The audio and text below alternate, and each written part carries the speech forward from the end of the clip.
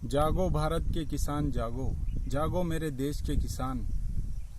केंद्र के द्वारा जो अध्यादेश लाया गया वो आपके हित में है, वो किसान के हित में है, वो किसान को आत्मनिर्भर बनाने के हित में है। हम सब जानते हैं कि केंद्र की नरेंद्र मोदी सरकार ने हमेशा किसान हित में फैसला लिया है और ये जो ऐतिहासिक बिल, ये ऐतिहासिक अध्यादेश जो लाया गया ये भी किसान के हित में है। हम सब जानते हैं कि किसान इस देश की रीढ़ की हड्डी है, किसान इस देश की ताकत है। हम सब ये भी जानते हैं कि प्राचीन काल में भारत कितना समृद्ध देश था, कितना शक्तिशाली देश था और सोने की चिड़िया कहा जाता था। प्राचीन काल में भारत एक ऐसा समृद्ध देश था जो कृषि व ग्रामीण अर्थव्यवस्था पर टिका हुआ था।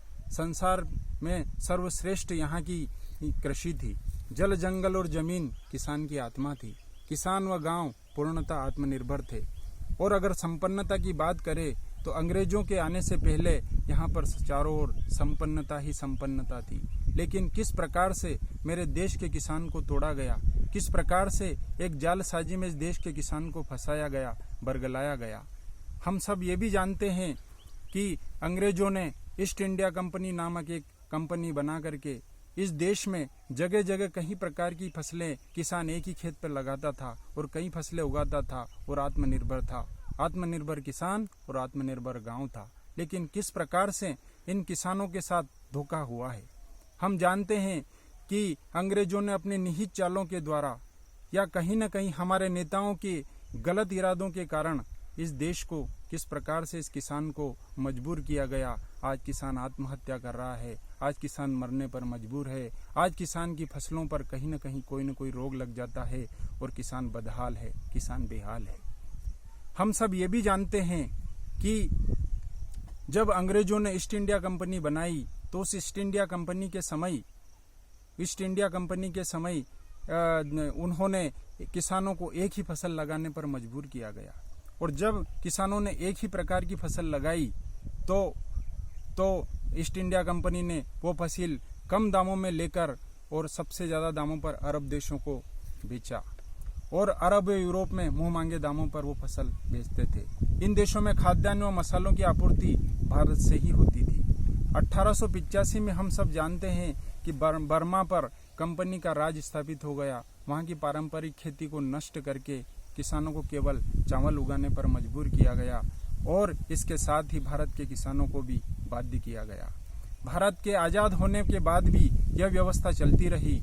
जो गांव स्वयं आत्मनिर्भर थे उनको एक ही फसल उगाने के कारण तेल, फल, सब्जियां, यहाँ तक कि दूध भी उनको बाहर से खरीदना पड़ता था। पैरों में जंजीर और गले में फंदा, क्यों बांधा गया किसानों का धंधा। हम सब ये जानते हैं कि क्या किसानों को इस प्रकार छला गया है? क्या किसान इसी प्रकार से छलता आ रहा है? क्या किसान छलने के लिए ही बना है? नहीं। हम सब जानते हैं कि आज की नरेंद्र मोदी सरकार ने किसानों के हित में किस प्रकार से ऐतिहासिक फैसले लिए। लेकिन मैं विगत दिनों की बातें या विगत ऐतिहासिक बातें इसलिए बता रहा हूं कि किसान का किस प्रकार से शोषण हुआ है। सन 1960 और 1970 के आसपास तत्कालीन कांग्रेस की सरकार ने एक कानून पास किया जिसका नाम था APMC एक्ट। इस एक्ट में यह प्रावधान किया गया था कि किसान अपनी फसल को सरकार द्वारा तय स्थान पर ही बेच सकता है, सरकारी मंडी में ही बेच सकता है और वही उस फसल को खरीद सकता है जो APMC एक्ट में रजिस्टर्ड हो, जिसको देशी भाषा में आड़तिया यानी कमीशन एजेंट कहते हैं। इन्हीं सब बातों को ध्यान में रखते हुए केंद्र की नरेंद्र मोदी सरकार ने किसानों की हालात को सुधारने के लिए, बिचौलियों को पूर्णतः खत्म करने के लिए एक ऐतिहासिक फैसला लिया और उसको संसद की दोनों सदनों में पारित किया गया। लेकिन क्या हम सब जागरूक किसान हैं? अगर हम सब जागरूक होते तो इन विपक्षियों के बहकावे में कभी नहीं आते। हम सब अगर जागरूक होते तो इन विपक्षियों की कुटिल चालों को हम नेस्त नाबूद कर देते। और इन्हीं तारतम्य में आपको मैं ये समझाना चाहता हूँ कि जो पहला अध्यादेश सरकार लाई है वह लाई है कृषि उत्पादन, व्यापार व वाणिज्य।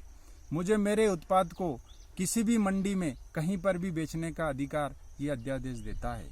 अब किसान मंडी के बाहर भी अपनी फसल बेच सकता है और मंडी के अंदर भी बेच सकता है। किसान का सामान कोई भी व्यक्ति, कोई भी फर्म, कोई भी संस्था खरीद सकती है। मंडी के बाहर किसान अपनी फसल को ऑनलाइन भी बेच सकता है और दूसरे राज्यों में अगर वह फसल बेचता है तो उस पर कोई भी टैक्स नहीं लगेगा। किसान अब कॉन्ट्रैक्ट फार्मिंग की तरफ बढ़ रहा है। दूसरा अध्यादेश आवश्यक वस्तु अधिनियम में संशोधन है। इसके अधीन सरकार ने पहले ही अनाज, दालें, खाने का सामान, तेल, आलू, प्याज जो आवश्यक वस्तु अधिनियम में आते थे और जिनका भंडारण हम नहीं कर पाते थे, उनको सब आवश्यक वस्तु अधिनियम के दायरे से बाहर कर दिया। अब हम इन वस्तुओं का भंडारण अपने घर पर भी कर सकते हैं, अपने गांव में कर सकते हैं और यहाँ तक कि हम इनको चाहे जब बेच सकते हैं। तो यह अध्यादेश भी किसान के लिए बहुत ही एक आत्मनिर्भर की ओर ले जाएगा।